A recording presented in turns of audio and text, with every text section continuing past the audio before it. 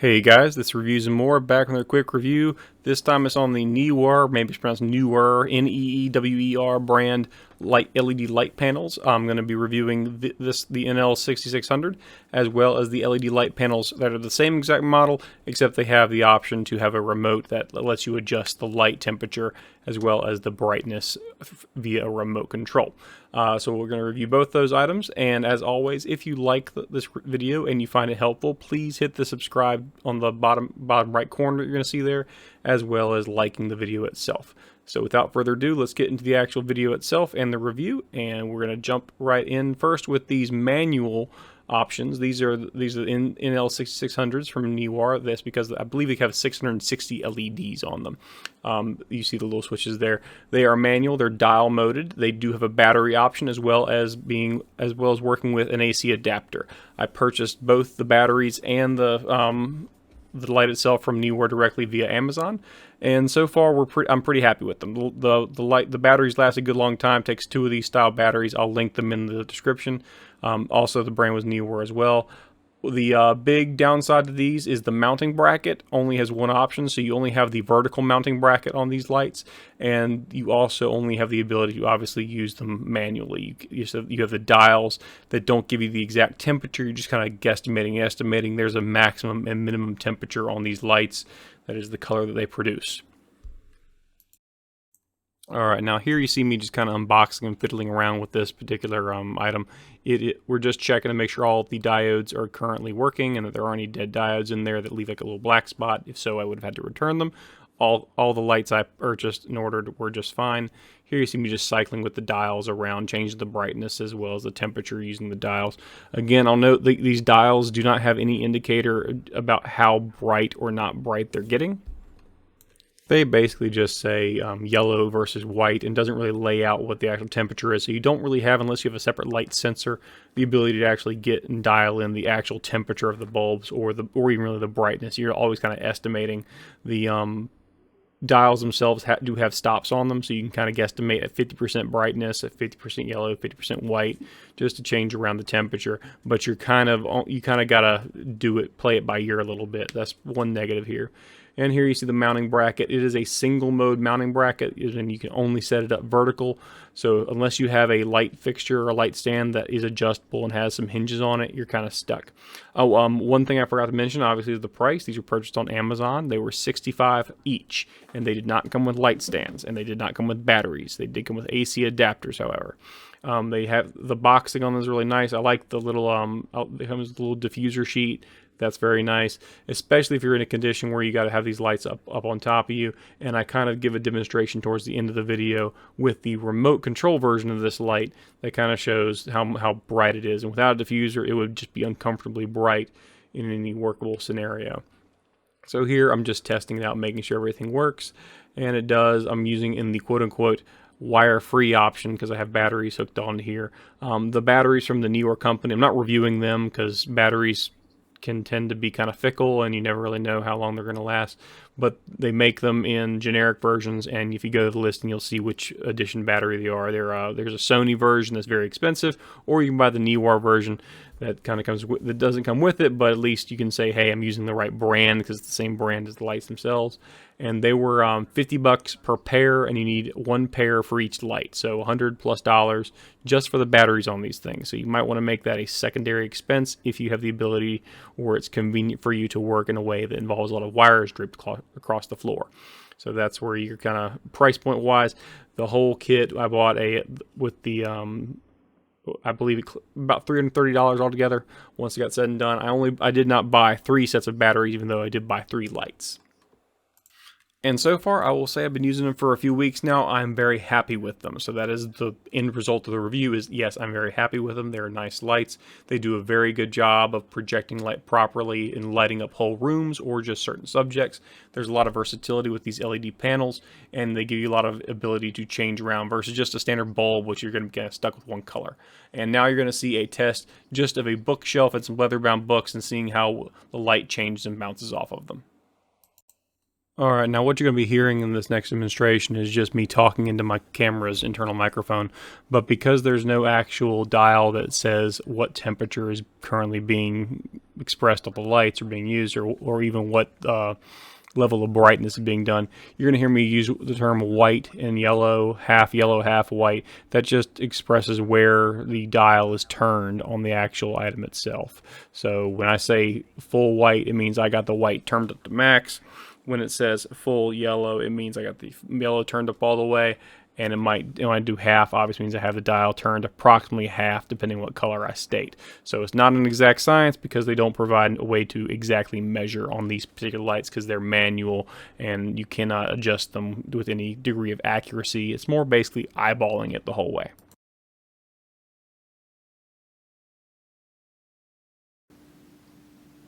Yellow.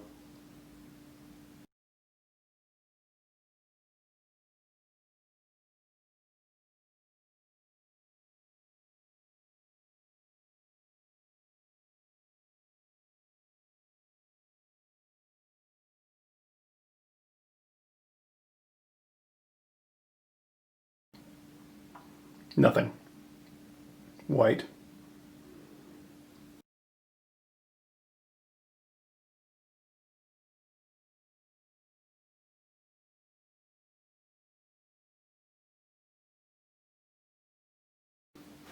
Together.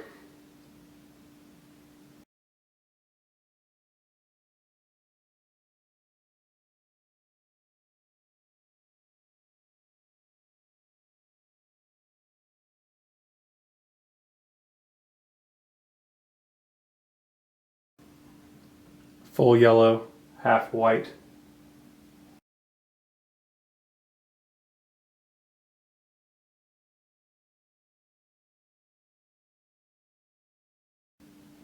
Full white, half yellow.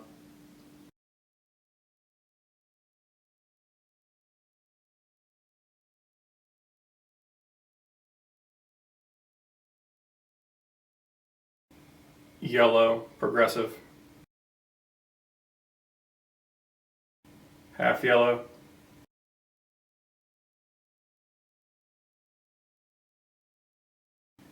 Full yellow, full brightness.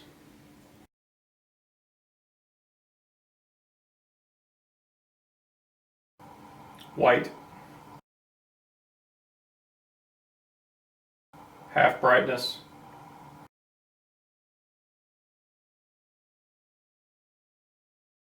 Full brightness. Adding yellow.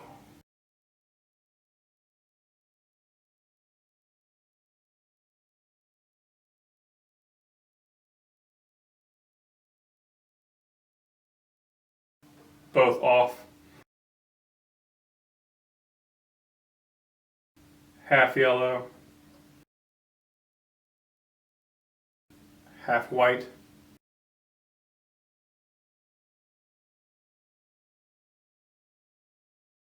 Half yellow. Full white.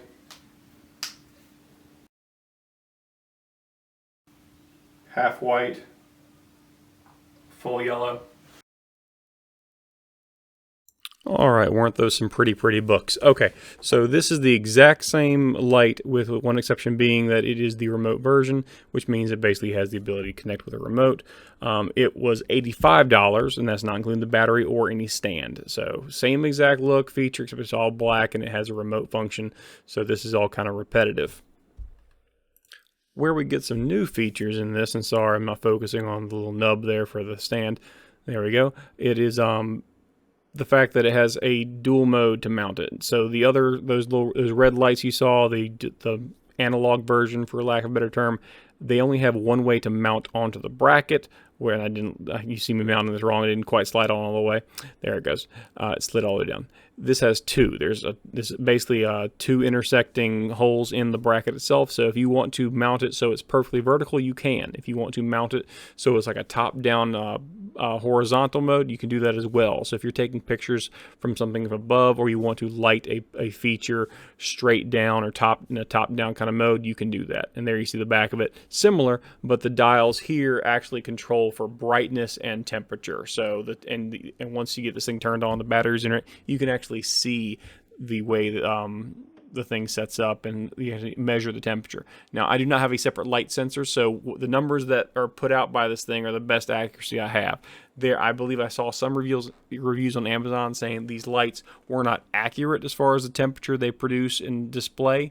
I can't say it either way. So if there's someone out there who has more information on these and has a separate independent light sensor they can work with, more power to them. Alright, now I'll do my best to explain the setup for the remote. Obviously, it needs to have batteries put into it, and when you first turn on this light, it'll be set to channel 5. That's just how mine was set up originally. Before you do that, what you're going to do is when you get you need to sync up and make sure that your remote's set properly. So what you're going to do is hit that mode button and hold it, and eventually it'll sync up with the light, and it'll allow the light to change the channel that it's on. So you can change the channel on the light itself, make sure the channels match. You can have up to 10, I believe 10 or 11 lights in theory. So you could buy 11 of these lights and have each on a different channel, adjust the channel by the remote, and then you'll be good to go to change each one individually. If you want one light feature for one angle and another light feature for another angle, it's all possible. And there you see it changing slowly. Realize that it's very bright, but you adjust with one, you adjust the brightness with one button, you adjust the temperature with the other one, and it works just the same way as those dials do on the right hand side there. So it all works the exact same, and here's just me testing, make sure all the LEDs are properly working. You have alternating layers of white and yellow lights that give you the difference, and the overall brightness is pretty daggone bright. So you have it's a pretty intense scale. And if I haven't mentioned it yet, the range is 3200 to 5600, and you're going to see me just videoing myself in just a moment. But there you go. It's trying to find the camera. And there's just adjusting, that's changing the actual brightness of it. And it's currently at its lowest or most yellow setting, if you want to go by a very layman's term, which I would tend to be more inclined to use. And from here, you're just going to see me kind of fiddling with it, making sure that the brightness settings do work and that it does in fact adjust. And now you'll get to hear my voice over this is a Canon SL3 you're going to see the video on, and this is just the integrated microphones. That's why you're going to hear a change in audio.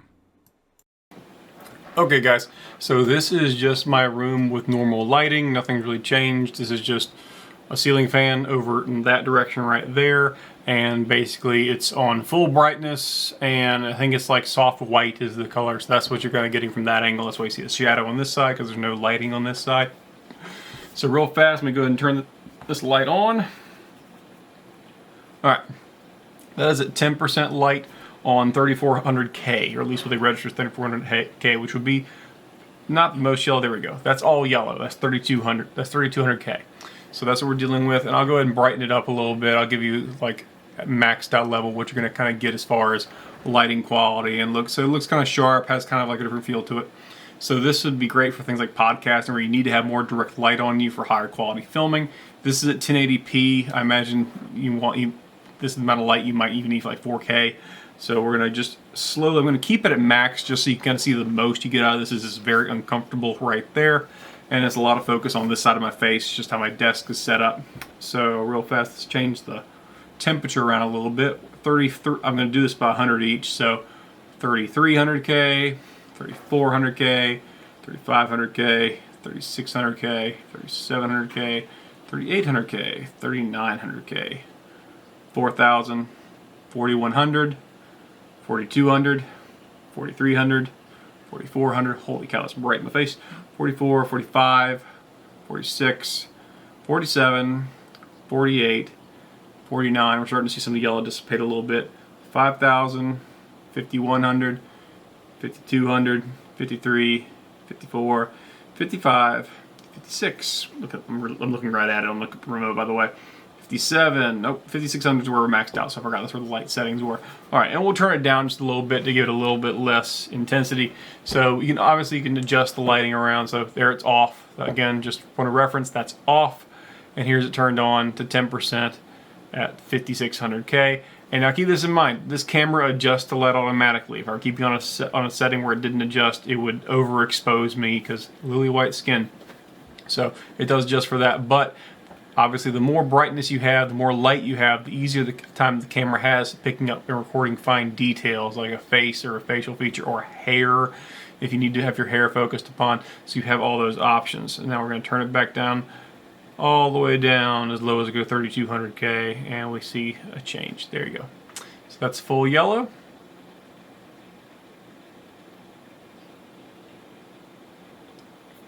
Full white. There you go. So that's the basic test of someone sitting in a streaming situation where they're recording themselves. So that's what that looks like. Well, guys, that's about it. That's the total demonstration.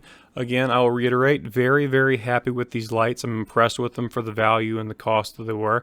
The big negatives, I will call them negatives with kind of a grain of salt, is one, you can't measure for certain if the temperature is right on these things, if it really is 3200K versus 5600K, if it is really going from that really incandescent yellow all the way to that very, very bright, almost fluorescent white that can be used sometimes in photography and filming. So we can't measure that for sure. We're kind of taking Neewer's or the company's word for it. On the red lights, we can't even hazard a guess as to where we are because it only uses a dial indicator and it doesn't even label those with numbers, so you can't even look at them and really tell. But overall, very happy with them. It's a huge upgrade over standard compact fluorescent bulbs or a standard like umbrella light situation.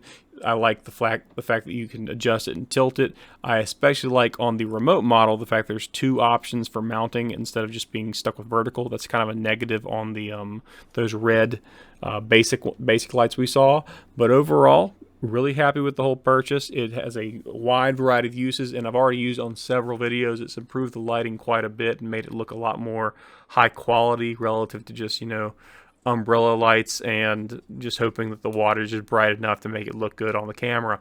But overall, very happy with them. I would highly recommend them. I'll link them in here, and I think there might be actually a little discount on them right now because of I think there's just a sale going on Amazon as of the posting of this video. But other than that, guys, hit the like and subscribe button. It really helps me out, and have a great day, and thank you for watching.